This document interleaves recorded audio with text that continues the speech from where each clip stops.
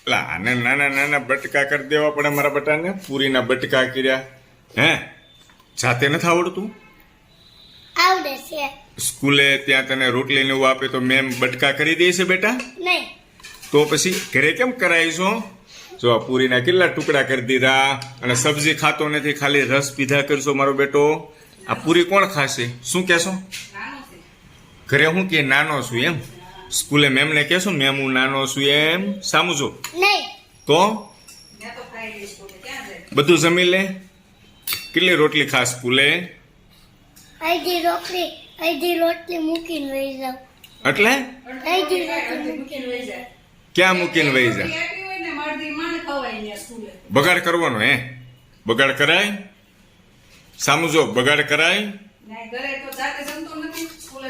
સામું જો બગાડ કરાય? નહીં.